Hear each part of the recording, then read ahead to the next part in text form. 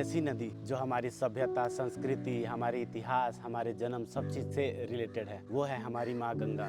तो चलिए आज डिस्कस करते हैं माँ गंगा, पावन माँ गंगा के बारे में। आपने सोचा है कि गंगा का पानी इतना शुद्ध क्यों है? क्या एक सिर्फ ये धार्मिक विश्वास है या इसके पीछे कोई साइंटिफिक भी राज है?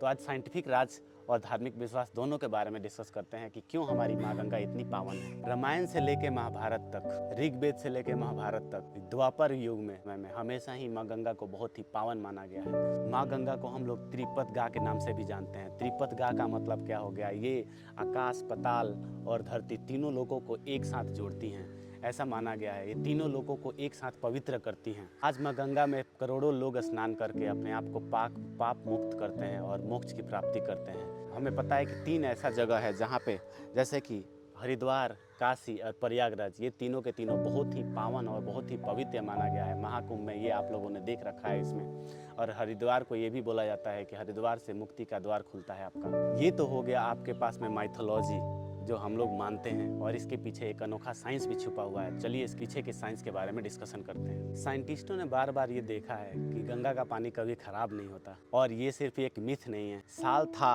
1896, नाम था वैज्ञानिक का अर्नेस्ट हैंकिन। इन्होंने रिसर्च किया, तो रिसर्च करके इनको पता चला कि गंगा में जो कॉलरा होता है, कॉलरा को मारने वाली शक्ति है उसके पानी में। इस टाइम पे उनको पता चला।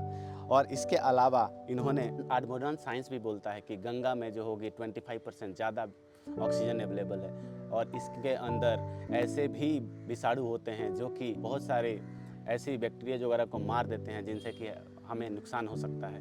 गंगा का पानी को इतना शुद्ध माना गया है। और इसमें जो ऑक्सीजन की मात्रा है जो कि 25% ज़्यादा है बाकी नदियों से, ये शायद माना गया है, बहुत बार ऐसा चेक किया गया है, जिसके वजह से इसमें जो एक्वेटिक लाइफ है, इसमें रहने वाली मछलियाँ, इसमें रहने वाले जीव जंतु हैं, वो काफ़ी ज़्यादा फलते और फूलते हैं। हमारी पौराणिक कथाओं में कहा गया है कि गंगा को लाने वाले राजा भागीरथ थे, जिन्होंने घोर तपस्या करके माँ गंगा की आराधना किया, और उन्होंने गंगा जी को धरती पर लाने के लिए बहुत ही तपस्या की थी कि उनके पूर्वजों को मोक्ष की प्राप्ति हो सके।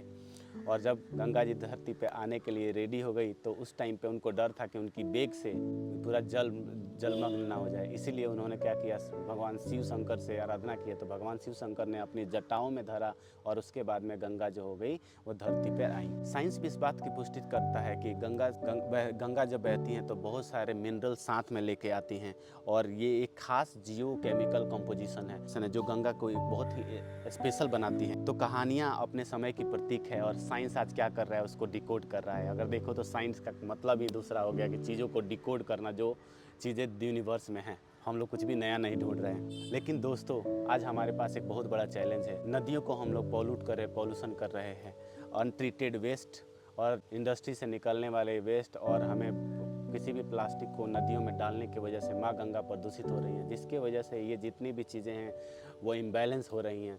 जो इसके अंदर बैक्टीरिया मारने की शक्ति थी वो धीरे धीरे क्षीण हो रही हैं, वो धीरे धीरे कम हो रही हैं। अगर इस बात पे ध्यान नहीं दिया गया तो जो गंगा के अंदर अपने आप को सेल्फ क्लीनिंग का एक एबिलिटी है, जो हम लोग बोलते हैं कि नेचर अपने आप को खुद को ही क्लीन करने के लिए समय समय पर त्रासदी वगैरह आती रहती है। जैसे आप लोगों ने देखा, बाढ़ का आना, नदियों में अचानक उफान आना, ये सारे के सारे नेचुरल डिजास्टर्स जो हैं, एक तरह से बोल सकते हैं कि नुकसानदेह ही हैं, तो लेकिन वो अपने आप को बेसिकली यूनिवर्स अपने आप को बैलेंस करने की कोशिश कर रहा है।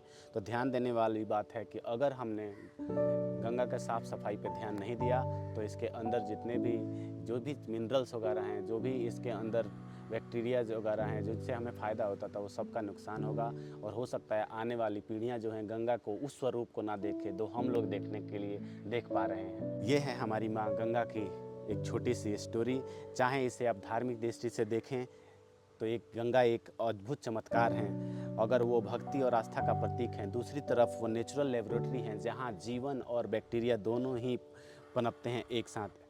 इसीलिए अगर देखा जाए तो माँ गंगा छोटे जीवों से लेके बड़े जीवों तक, आदमी से लेके जानवर तक, राक्षस से लेके इंसानों तक, सबके लिए ही सुखदायिनी है। इसलिए भी इनको माँ गंगा कहा गया है। उम्मीद है आपको ये वीडियो पसंद आई होगी। तो आज के लिए बस इतना ही। Thank you.